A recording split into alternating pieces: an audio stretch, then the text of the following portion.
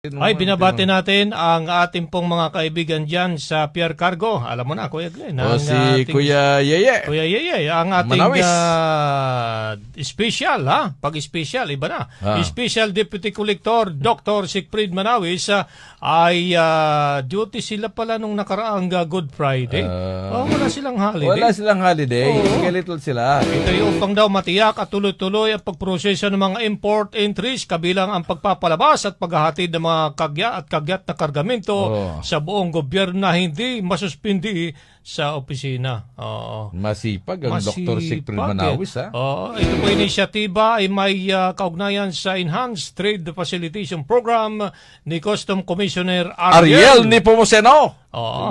At pinangasiwaan ni Port Abnaya District Collector Attorney Maria Yasmin Obilio Mapa.